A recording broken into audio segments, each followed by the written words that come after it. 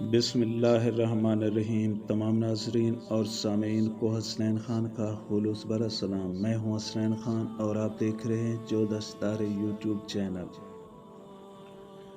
پیارے دوستو، ایک بادشاہ تھا، اسے طرح طرح کے پرندے اور جانور پالنے کا شوق تھا۔ وہ سال میں ایک بار جانور اور پرندے پکڑنے خود بھی جنگل میں جایا کرتا تھا۔ اس کے پاس ہزاروں طرح کے جانور اور پرندے تھے۔ ایک بار بادشاہ جنگل گیا، اس نے کئی طرح کے طوطے اور دوسرے پرندے پکڑے۔ بادشاہ کی نگاہ ایک ہرن پر پڑی، اس نے پھندا ڈالنے کی رسی باندھ لی اور گھوڑا دوڑا دیا۔ ہرن بھاگتا بھاگتا جھاڑیوں میں گم ہو گیا، بادشاہ کے ہاتھ نہیں لگا۔ وہ نا امید ہو کر لوٹنے لگا، لیکن راستہ بھٹک گیا۔ ہرن کے پیچھے پیچھے وہ اپنے ساتھیوں سے نہ جانے کتنی دور آ گیا تھا۔ اس کے چاروں طرف پیڑ ہی پیڑ تھے۔ اس نے سوچا کہ یہاں جنگل میں رکنا ٹھیک نہیں، کسی ایک سمت میں آگے بڑھوں، شاید راستہ مل جائے اور شاہی محل پہنچ جاؤں یا اپنے ساتھیوں سے جا ملوں۔ یہ سوچ کر بادشاہ ایک سمت چل۔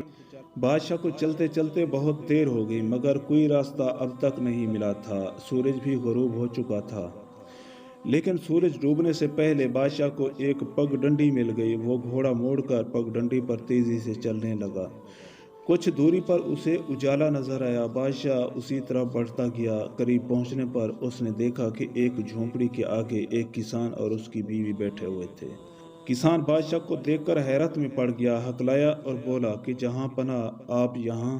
میں پرندے پکڑنے کے لیے آیا تھا، ایک ہرن کے پیچھے بھاگتے ہوئے راستہ بھول گیا ہوں، اب رات میں یہیں گزارنا چاہتا ہوں، سویرے چلا جاؤں گا۔ بادشاہ بولا۔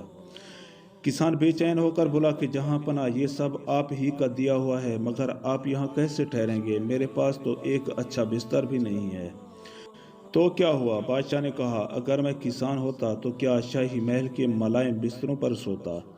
کسان نے بادشاہ کا گھوڑا ایک درخت سے باندھ دیا اور اس کے کھانے کو کچھ گھاس بھی ڈال دی۔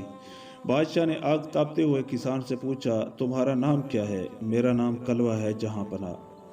اچھا، کچھ کھانے کا سامان ہو تو لے آؤ، بھوک لگ رہی ہے۔ حضور، میرے پاس آپ کے کھانے کے لیے کچھ بھی نہیں ہے، چند سوکھی روٹیاں ہیں، وہ آپ کھا نہیں سکتے، میں کھا لوں گا، تم لے کر آؤ۔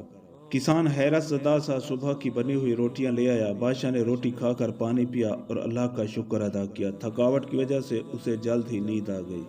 صبح جانے کی تیاری کرتے ہوئے بادشاہ بولا کہ کلوا، تم کبھی محل کی طرف آؤ تو مجھ سے ضرور ملنا، اب راستہ بتا دو، میں چلوں۔ کلوا جب بادشاہ کو راہ دکھا کر لوٹا تو اس نے بیوی کے ہاتھ میں سونے کی ایک زنجیر دیکھی۔ بیوی بولی کہ جس جگہ بادشاہ سلامت سوئے تھے وہاں یہ پڑی تھی۔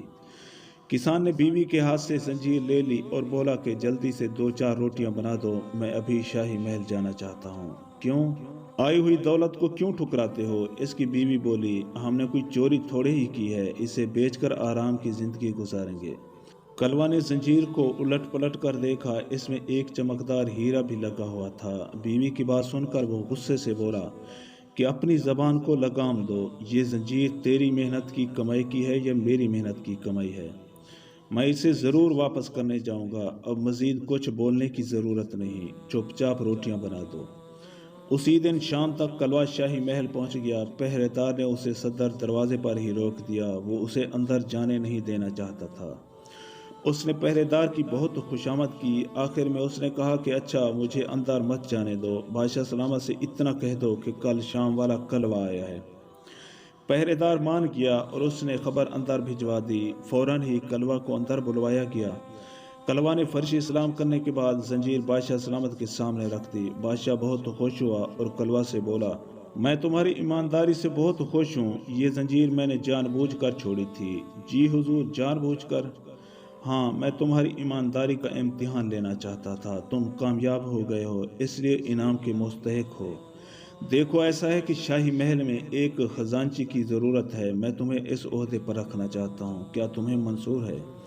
حضور کا غلام ہوں، جو حکم دیں۔ ویسے جہاں پناہ اس عہدے کے لائق میں نہیں ہوں، پھر بھی آپ جو کہیں گے میں تعمیل کروں گا۔ اور دوسرے دن کلوا نے خزانچی کا عہدہ سنبھال لیا۔ کسی نے سچ کہا ہے کہ ایمانداری کا پھل بہت میٹھا ہوتا ہے۔ معزز دوستوں، ہم امید کرتے ہیں کہ آپ کو ہماری یہ ویڈیو اچھی لگی ہو۔ اگر آپ کو ہماری یہ ویڈیو اچھی لگے تو پلیز آپ ہمارے چینل کو سبسکرائب اور اس ویڈیو کو لائک ضرور کیجیے۔ اب ہمیں اپنی اگلی ویڈیو تک کے لیے اجازت دیجیے، اس دعا کے ساتھ کہ اللہ پاک آپ کو اپنی حفظ و امان میں رکھے۔ اپنا بہت زیادہ خیال رکھیے گا۔ شکریہ۔ خدا حافظ۔